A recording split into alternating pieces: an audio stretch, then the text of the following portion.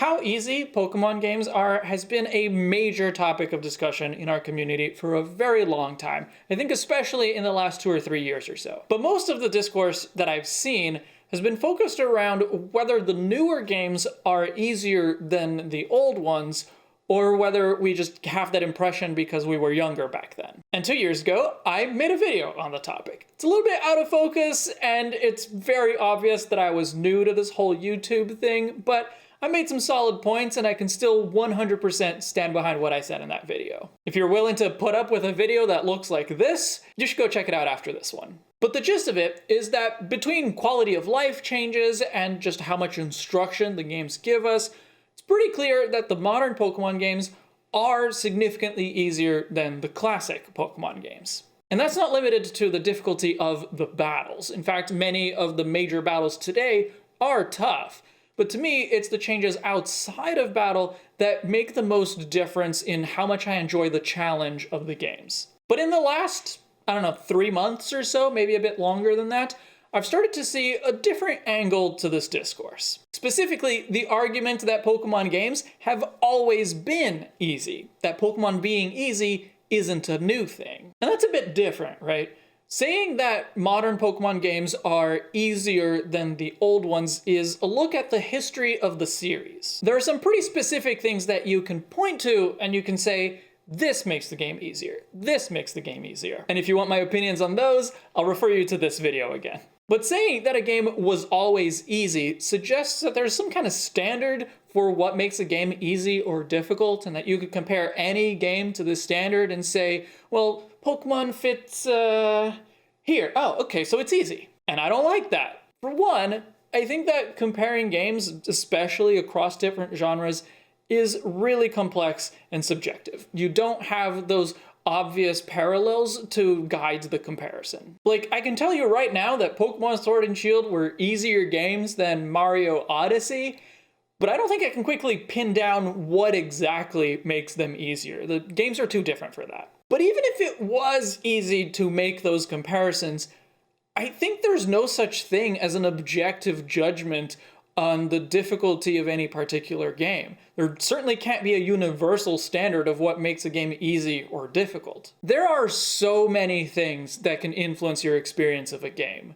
If you're the kind of person that takes time to think everything through, you're not going to do well in games that require quick decisions. If you're not great with motor skills or hand-eye coordination, you're going to struggle with games that require quick reflexes. Recently, I've been going back to finish Spider-Man on the PS4, and not only have I not played this game in about 2 years, but in my whole life, I have rarely played games on the PlayStation. So I don't know where the buttons are. Every time there's a quick time event, I need to look down at the controller. I had to turn down the difficulty settings so that I wouldn't die all the time, and I still die a fair bit. For me, Spider-Man has been a difficult game, but how much of that is going to translate to someone else's experience? I also don't play a lot of games that aren't Pokemon games.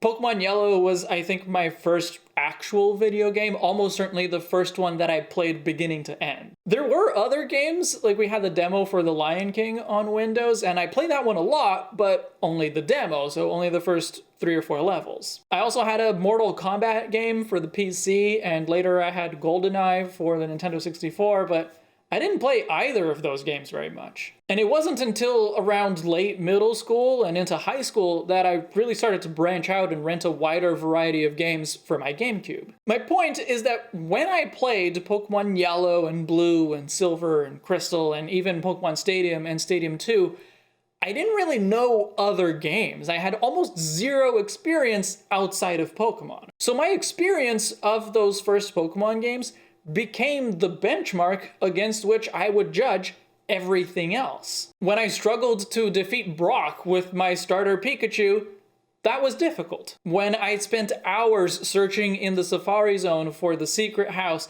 and the gold teeth, that was difficult. When I got lost in Victory Road and had to lend my game to a friend so that he could navigate me out of there, that was difficult. I had nothing that I could look to and think, well, getting through those sliding ice mazes in the ice path, That sure was difficult, but at least it wasn't the Ocarina of Time Water Temple. Would things have been different if I had played Ocarina before playing Silver?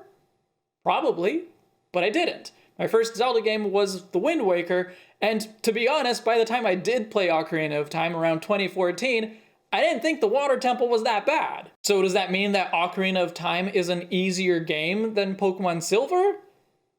Well, what I can tell you is that for me, it was. If I played Pokémon Yellow today, it would be easy. It would be a breeze. But that's because I know the game very well. I know to catch a Mankey before facing Brock. I know how to reach the secret house and the gold teeth in less than 500 steps.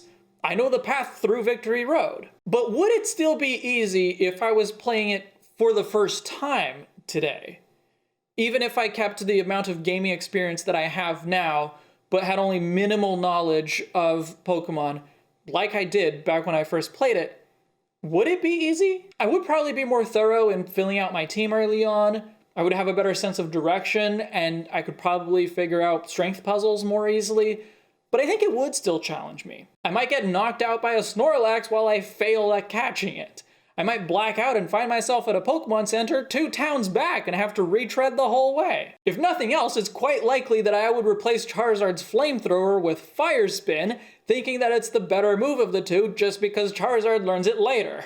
Maybe it wouldn't be difficult in the way that Cuphead is difficult, which is to say, a bit too difficult for my taste, but I think Pokemon Yellow could still present a satisfying challenge, and that's really what I'm interested in. But even if I would find Pokemon Yellow easy if I played it today without any prior knowledge of Pokemon, I'm not the target audience of that game anymore. I'm not a 10-year-old in the 90s, I'm in my 30s in the 2020s. It makes sense that I would find it easier now than I did back then, but that doesn't mean that it was easy.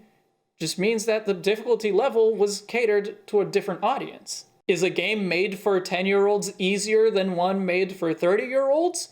Well, compared side by side, played by the same person, probably yes. But I don't think that that's a fair comparison, and more importantly, that's not how I experienced Pokemon.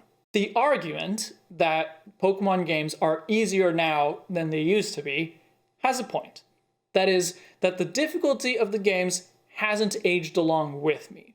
The experience of playing them isn't as satisfying as it used to be. And that is an opinion that you can have.